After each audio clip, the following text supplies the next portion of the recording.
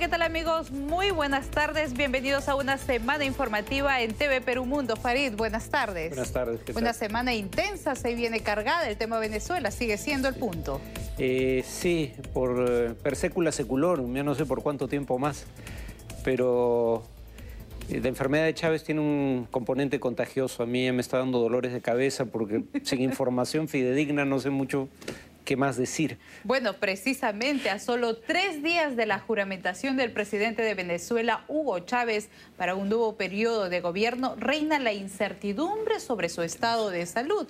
La oposición y el oficialismo mantienen al respecto una fuerte discrepancia sobre los pasos a seguir en torno al tema. Gran incertidumbre se vive en Venezuela. Solo 72 horas de la fecha en que debe asumir su nuevo mandato el reelecto presidente de Venezuela, Hugo Chávez, quien se encuentra hospitalizado en Cuba tras ser sometido a una 4ª operación por el cáncer que padece. La Procuradora General de Venezuela, Cilia Flores, manifestó que el día 10 de enero será un día normal para todos los venezolanos y que la toma de posesión es un simple formalismo, ya que según la Carta Magna, la investidura se realizaría ante el Tribunal Supremo de Justicia. Y resulta que por un mal tiempo no puede salir y el avión no llega a tiempo para la Asamblea Nacional el 10 de enero. Entonces, ¿qué quiere decir esto? Hay un hecho sobrevenido, caso fortuito o fuerza mayor. En tanto, el oficialismo y la oposición mantienen al respecto una fuerte discrepancia sobre los pasos a seguir en torno a este asunto. Los últimos manifiestan que si el mandatario venezolano no se encuentra en su país y no juramenta en la fecha indicada, automáticamente se tendría que convocar a las elecciones en 30 días. Al respecto, el diputado opositor Julio Borges manifestó que el oficialismo busca dar señales de unidad. Lo que deja traslucir la sesión de ayer es que se montó todo un gran show de televisión solo para mostrar algo que no existe, que es una unidad supuesta dentro del PSUV. Ese gran abrazo entre Nicolás Maduro y Diosdado es el propio abrazo que se fabrica para mostrar una unidad que no existe. Chávez, a quien se le diagnosticó cáncer en la zona pélvica a mediados del 2011, no ha sido visto en público ni escuchado en más de 3 semanas. La situación continúa siendo incierta en Venezuela, pero la Constitución dice que el 10 de enero debe juramentar el presidente de Venezuela. Sí, pero dice que debe juramentar el 10 de enero ante la Asamblea Nacional, o sea, el Parlamento. Sin embargo, el mismo artículo dice que si por cualquier razón, no especifica el tipo de causales, no pudiera, o de razones, no pudiera jurar ante la Asamblea Nacional, debería jurar frente a el Tribunal Supremo de Justicia. Y ahí no especifica fecha, aunque se presume que debería ser el mismo día, ni ni el lugar donde debería de realizarse el juramento, aunque se suele presumir que debería ser en territorio nacional. En todo caso, lo que dice la Constitución o los debates en torno a interpretación constitucional son irrelevantes porque quienes tienen la prerrogativa de interpretar la Constitución son todos poderes del Estado copados por partidarios de Chávez. Entonces, digamos, lo que Chávez o sus partidarios digan es lo que se va a hacer. Precisamente Nicolás Maduro ha dicho que es la continuidad del gobierno de Hugo Chávez y que no necesariamente tiene que juramentar el 10, sino continuar, pero de acuerdo a las tradiciones presidenciales, es la culminación de un mandato y el inicio de otro, es una reelección.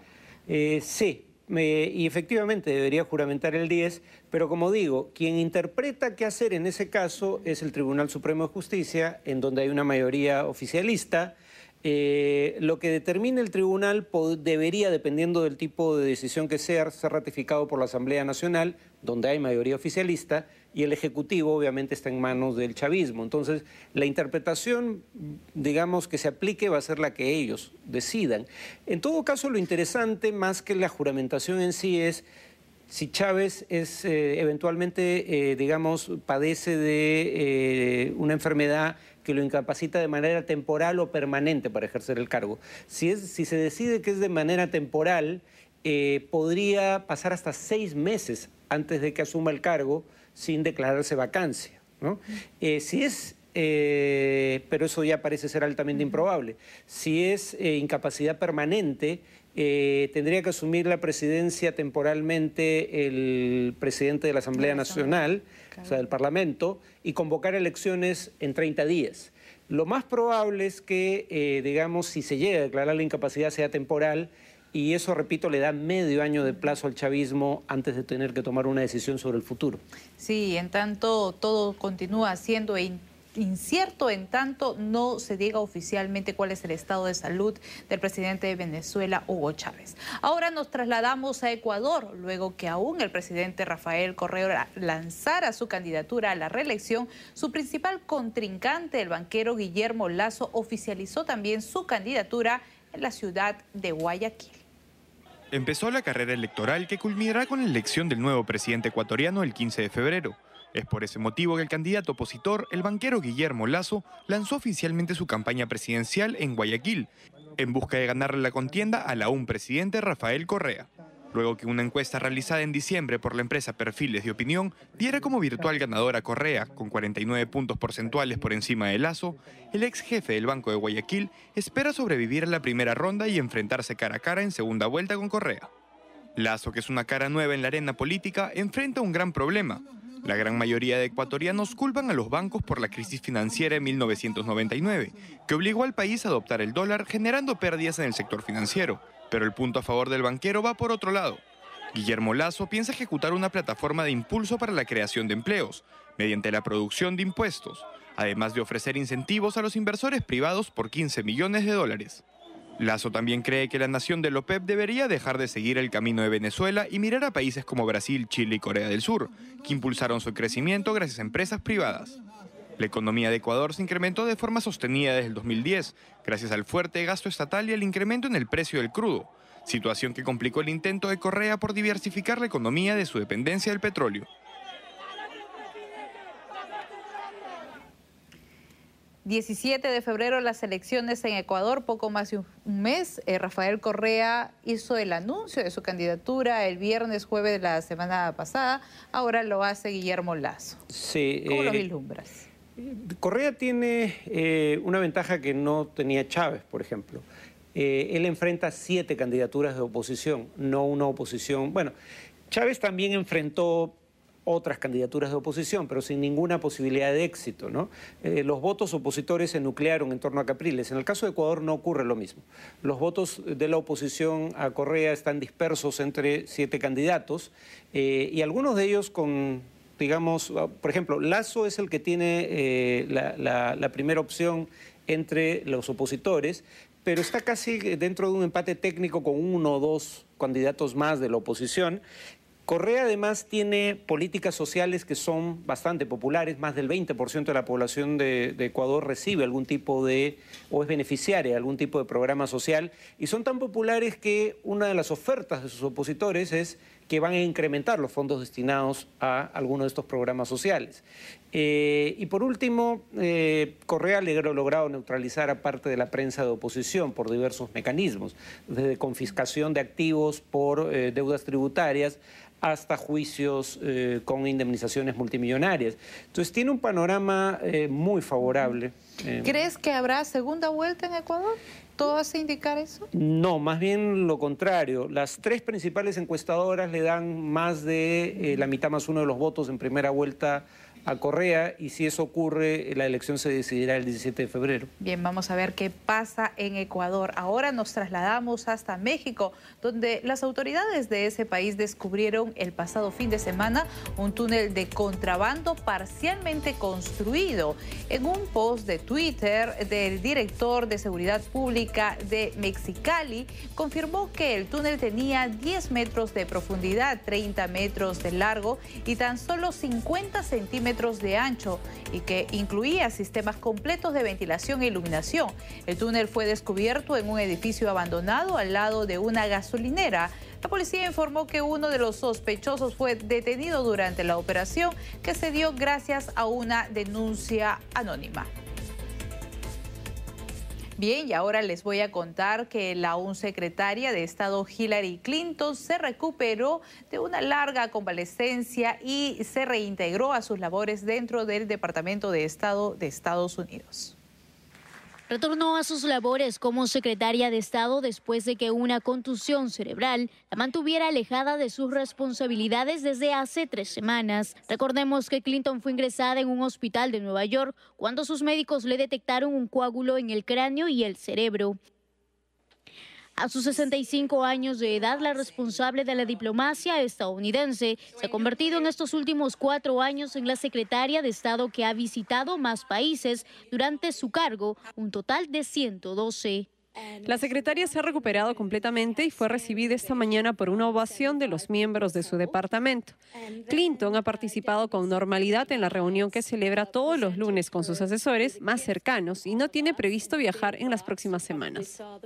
Según las autoridades estadounidenses, Clinton se cayó al sufrir un desmayo que le causó una conmoción cerebral. 2 semanas después sería ingresada a un hospital de Nueva York, de donde recibió el alta hace 5 días.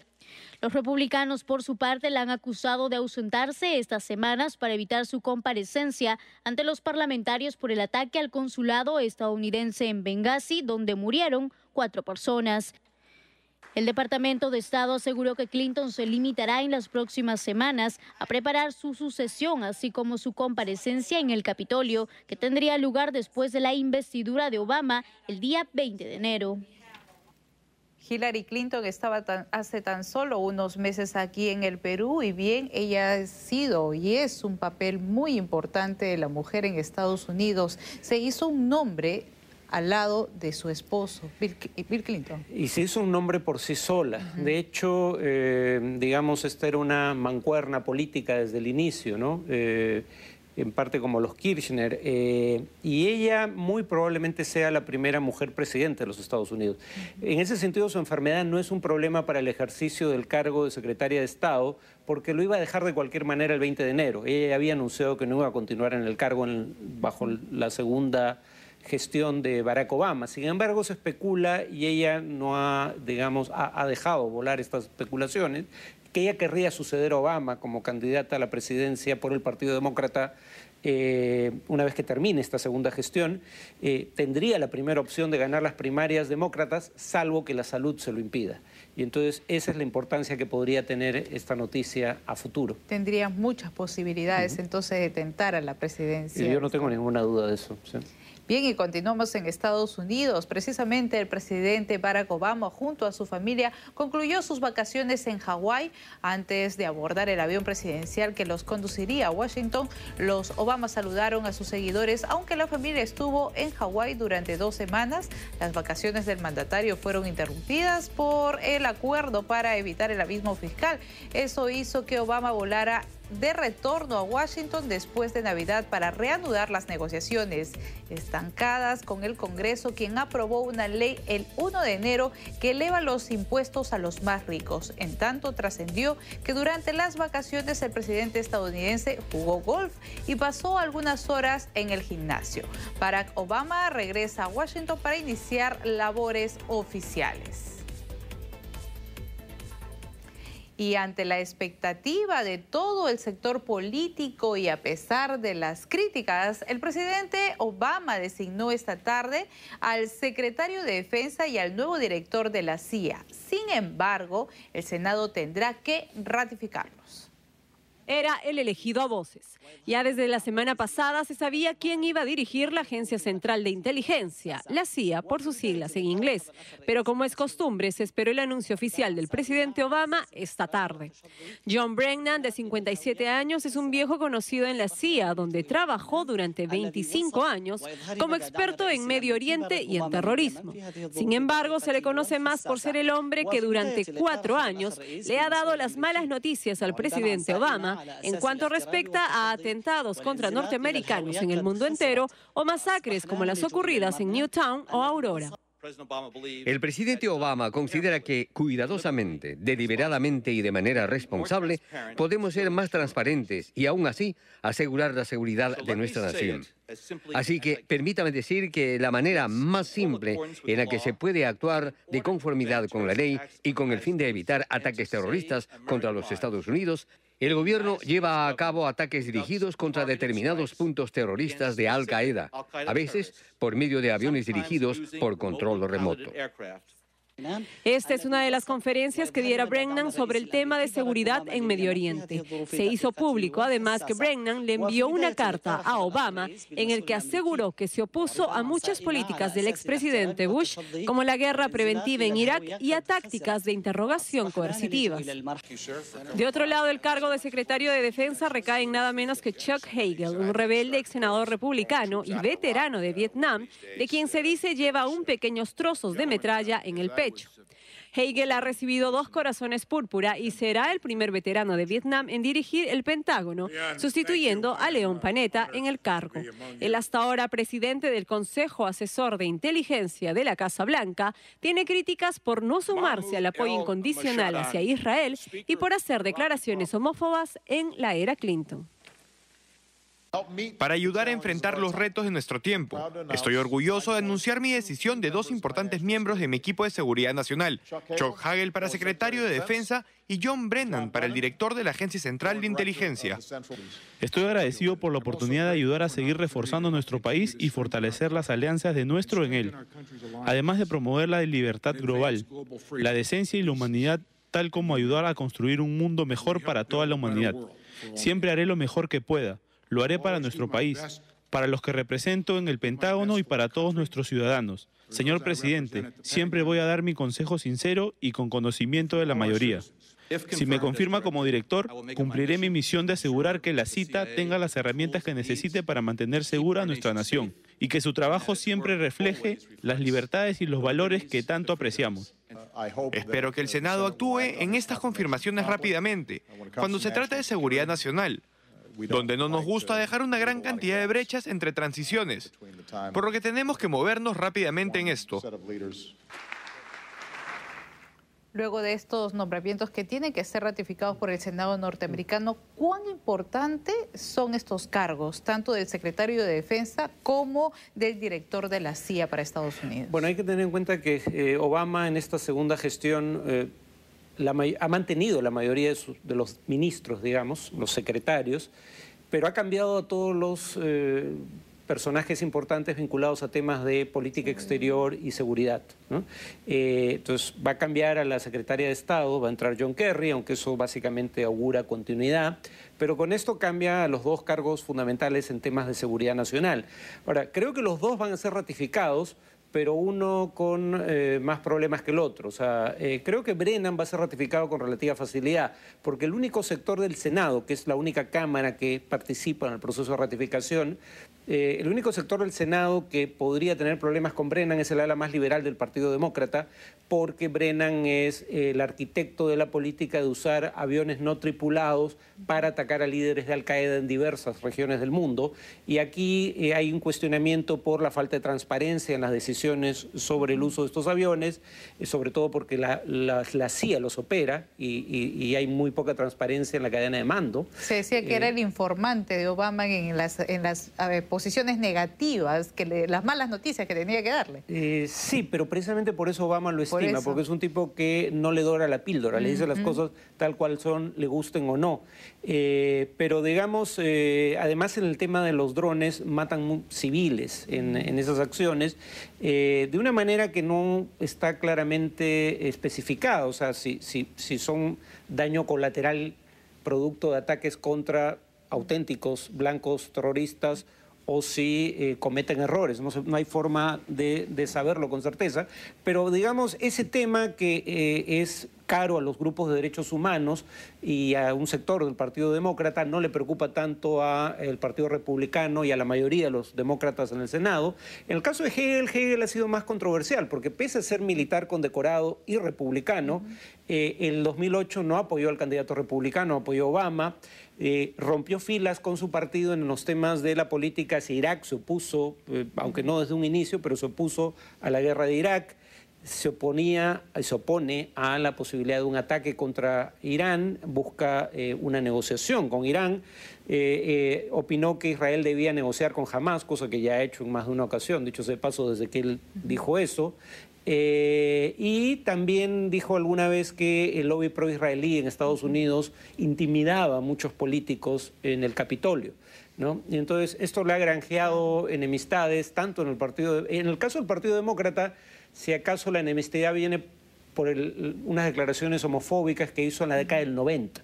Pero bueno, digamos, no ha vuelto a hacer declaraciones por el estilo desde entonces, parece haber cambiado su posición, pero su política o su actitud frente a los temas del Medio Oriente es totalmente distinta a la del Partido Republicano, pero también a la de un sector del Partido Demócrata.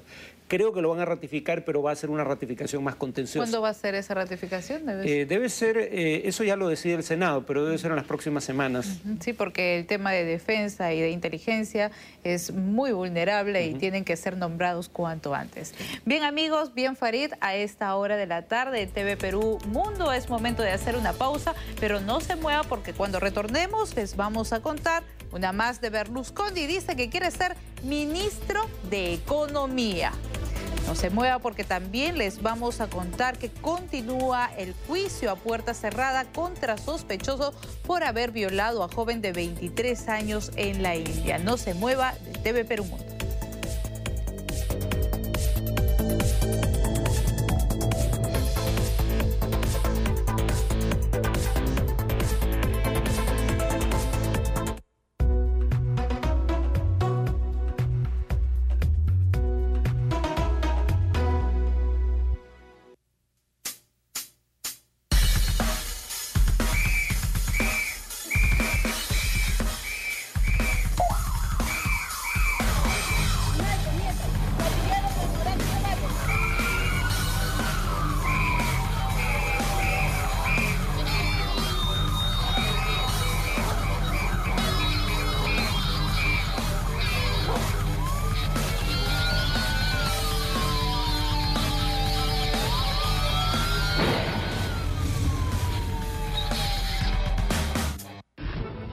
El Rally Dakar 2013 se vive en TV Perú. Sigue de cerca las principales incidencias de esta carrera que une a nuestro país con Chile y Argentina. Imágenes espectaculares, transmisiones en vivo y el resumen más completo presentado por Neto Johamovic.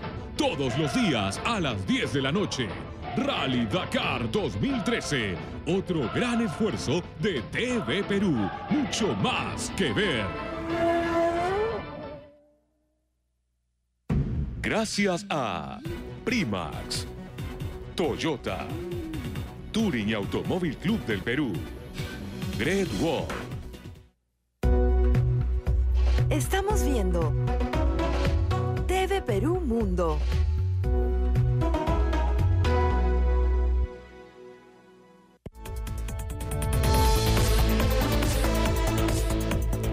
Gracias, amigos, por continuar en TV Perú Mundo. Y Berlusconi logró su tan ansiada coalición con la Liga Norte para así sumar más votos en las próximas elecciones legislativas. El ex primer ministro anunció además que desea ser ministro de Economía. Cuando no, si Berlusconi no da que hablar, no es Berlusconi. El presidente del Milan ha anunciado esta vez una alianza con la Liga Norte, su antiguo socio de gobierno, para de esta forma presentar una lista conjunta para las elecciones de febrero. El Cavalieri ha informado además que aspira a ser nada menos que ministro de Economía, aunque aún no ha anunciado quién podría ser el candidato a primer ministro por su partido, Pueblo de la Libertad. El acuerdo fue firmado ayer por la noche. Estamos decididos a ganar. Yo digo que, dada la situación, estamos obligados a ganar. Y cuando estamos en la situación de haber ganado, decidir qué hacer. Anticipé en una entrevista esta mañana, en mi opinión, el mejor uso de Silvio Berlusconi, con sus 10 años de experiencia en el gobierno y más de 30 años de la experiencia en los negocios, que el mejor lugar para Silvio Berlusconi al servicio del país tendría que estar en el Ministerio de Economía. Y luego a arremangarse y trabajar duro porque hay reformas constitucionales necesarias para tener una gobernable Italia. Estas declaraciones las brindó Berlusconi en una de sus estaciones de Mediaset, mientras que las últimas encuestas dan por ganador a Pierluigi Bersani con un 38 o 39%. Mientras que una alianza del partido de Berlusconi con la Liga podría estirar sus números hasta un 28%. Por otro lado, Berlusconi ha dado otro puntazo político, pues quiere ganarse el voto de la comunidad gay de su país. Ha propuesto que el Código Civil se modifique para ampliar los derechos de los homosexuales. De esta forma, las parejas del mismo sexo tendrían un reconocimiento político. A ver, vamos a preguntarle a Farid. Silvio Berlusconi, con una vida tan agitada, ¿está en la capacidad de ocupar el cargo de ministro de Economía? Bueno, habría que recordar que él dejó el cargo de primer ministro, o sea, de jefe de gobierno, sin haber perdido una elección, sencillamente porque la situación económica del país era insostenible. Y por eso aceptó apoyar a un tecnócrata y un gabinete de tecnócratas como reemplazo a su gobierno, ¿no? Desde el Congreso. Mario Monti encabezaba ese gobierno. Y ahí entró a taller en ese momento el tema de, digamos, el riesgo país, o sea, cuál era el riesgo de que Italia dejara de pagar su deuda externa. Y eso se mide por, digamos, qué tanto más tiene que pagar Italia al emitir deuda en intereses respecto a la deuda de, por ejemplo, Alemania, ¿no? El gobierno alemán. Y ese ratio estaba, digamos, en 7,5%, o sea, la deuda pública italiana debía pagar intereses que eran 7,5% mayores a las que debía pagar Alemania, una cifra estratosférica. Monti lo llega a bajar a, si mal no recuerdo, alrededor del 4,5 o 4,8%. Apenas Berlusconi dice que tiene la intención de volver a ser candidato para ocupar el cargo de primer ministro, vuelve a subir. Entonces, digamos, la sola mención de su nombre agita los mercados. Y él es el capitalista más grande del país. No es porque sus políticas sean de izquierda, sino sencillamente porque lo consideran poco responsable. Bien, y después de haber estado en Italia, nos vamos a España, donde miles de trabajadores salieron a las calles para protestar por la privatización de algunos hospitales y centros de salud. Los trabajadores de la salud tomaron las calles de Madrid para sumarse a las protestas ya bastante comunes en la Unión Europea contra las medidas de austeridad impuestas ante la crisis de la deuda. Esta vez, miles de ellos marchan en contra de la decisión del gobierno regional de externalizar la gestión de 6 hospitales y más de 20 centros de salud a empresas privadas. Que aunque se haya aprobado la ley, hay cuestiones que debemos negociar, hay que hablar, hay que retomar el camino. Seguimos negándonos a la privatización de los hospitales. Pues he venido para defender lo que creemos que es justo mantener, que es una sanidad pública, gratuita, universal, como hemos tenido hasta ahora. La marcha se inició el lunes, pero los miembros de la Federación Médica están en huelga durante ya 5 semanas. Los miembros del sindicato esperan poder negociar ciertos términos a pesar de la aprobación de la ley. Pues nos manifestamos por lo mismo que nos estábamos manifestando previamente, porque estamos en contra de la sanidad privada. O sea, nosotros ahora mismo queremos defender la sanidad pública. Pese a las promesas antes de las elecciones generales en noviembre del 2011 de no tocar el estado de bienestar, el Partido Popular gobernante dice que se ha visto obligado a tomar un giro en la salud y la educación para ahorrar 10 millones de euros este año, como parte de las medidas de austeridad para reducir el déficit público de España. El sistema sanitario se enfrenta a unos 15 millones de euros en deudas pendientes de pago. El sistema de bienestar de España ha proporcionado el servicio de salud financiado por el Estado desde la transición del país hacia la democracia que se inició en la década de 1970. En medio de esta crisis económica, ¿cómo afecta a los españoles esta privatización de los hospitales y algunos centros de salud? Bueno, digamos, la única democracia occidental desarrollada que no tenía un sistema de salud de cobertura universal garantizado por el Estado era Estados Unidos. Entonces, digamos, España todavía va a tener ese sistema, pero con servicios de menor nivel ya se empieza a hablar de la posibilidad de no cubrir a inmigrantes, o por lo menos inmigrantes indocumentados. Entonces, podría tener efectos sobre la calidad de vida de la población, en tanto los servicios de salud son obviamente fundamentales, ¿no?, para esa calidad de vida. Y habría que tener en cuenta que España es uno de esos países en Europa en donde la población está envejeciendo. O sea, digamos, la pirámide poblacional se está invirtiendo. Hay cada vez menos jóvenes y cada vez más gente de la tercera edad, y eso implica que va a haber cada vez más necesidades de salud. Y ese es el problema a largo plazo si esto se vuelve una política permanente. Vamos a ver qué pasa en los próximos meses con la privatización de los hospitales y centros de salud en España. Y ahora les voy a contar que los rebeldes rechazaron la protesta del presidente sirio Bashar al-Assad de llegar a una solución al conflicto y crear una nueva constitución. De los seguidores del presidente sirio en una sala abarrotada al final de su discurso televisado. En él ridiculizó una revolución que sumergió a su país en una guerra y llamó al diálogo solo con aquellos que no han traicionado a Siria. Siria no saldrá de la crisis sin una movilización nacional completa. La nación es para todos y todos debemos protegerla. En su primer discurso a la nación en 5 meses, el presidente de Siria, Bashar al-Assad, se ha mostrado desafiante este domingo, a pesar de que la rebelión contra su régimen, lejos de retroceder, gana terreno poco a poco en el frente militar. Assad ha insistido en que su misión es solo defender a Siria de sus enemigos, en lo que ha calificado como un conflicto nunca visto en la región, que ya se ha cobrado, según la ONU, más de 60.000 vidas. Su pronunciamiento ha generado de inmediato reacciones de todas partes, incluyendo la de sus vecinos como Turquía. ¿Podría la persona que es responsable de todo lo que ha pasado ser un demócrata? La persona que es responsable de esto es alguien que impone el terrorismo de Estado. Aunque el presidente sirio ha planteado una conferencia política para poner fin al conflicto que comenzó hace 22 años, nadie ve a estas alturas cómo ese cónclave podría llevarse a cabo, dado que los rebeldes rechazan todo tipo de diálogo con el régimen y el propio al-Assad los ha excluido de las conversaciones. No confiamos en el régimen y no aceptamos ninguna solución política o transición pacífica que no sea el árabe, con garantías regionales e internacionales. Esto es lo que garantiza la transición de este régimen a uno nuevo. En relación al discurso del hombre que se hace llamar presidente, él es el jefe de una banda terrorista. Él no significa nada para nosotros. Quizás esperábamos que renunciara, pero cuando nos dimos cuenta de que él no lo haría, nadie siguió escuchándolo. Al-Assad ha aprovechado también su discurso para agradecer a China, Rusia e Irán por mantenerse firmes y luchar contra la injerencia de los países occidentales y árabes que a su juicio participan en el complot internacional contra Siria.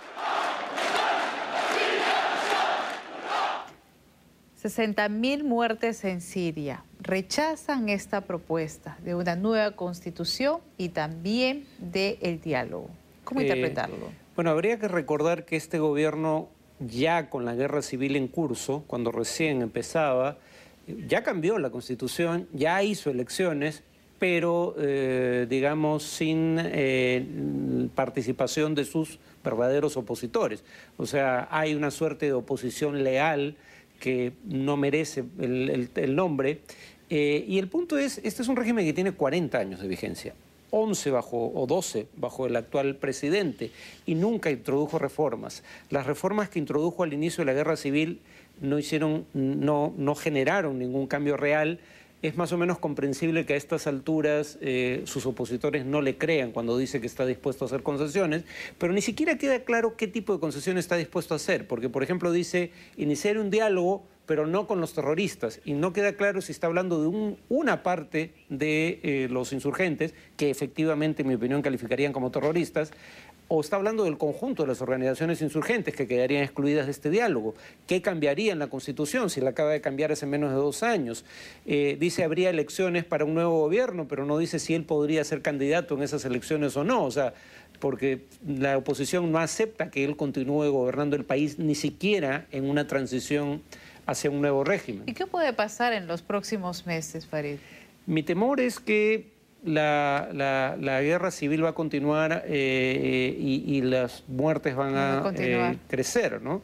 Ahora resulta que, según las Naciones Unidas, se decía que el Observatorio de Derechos Humanos sirio, Observatorio Sirio de Derechos Humanos, que era el que daba las cifras de bajas en esta contienda, exageraba las bajas civiles porque estaba del lado de los insurgentes y quería propiciar una intervención internacional. Ahora resulta que cuando la ONU hace su conteo, las bajas civiles eran mucho mayores y las bajas totales eran mucho mayores que las que calculaba el Observatorio Sirio de Derechos Humanos, que hablaba de 44.000 o 46.000 bajas. Bueno, ahora Naciones Unidas dice que son más de 60.000. O sea, el ritmo de muertes pues, se ha incrementado significativamente en el último año. Esperemos que muy pronto se llegue a una solución en esa parte del mundo, que sea así. Bien, amigos, a esta hora es momento de hacer una pausa en TV Perú Mundo, pero no se mueva. Cuando retornemos les vamos a contar que fotos del Curiosity causan sensación al captar una flor marciana. Y además se incendia Boeing en Estados Unidos sin pasajero en el aeropuerto de Boston. Todos los detalles tras la pausa en TV Perú Mundo.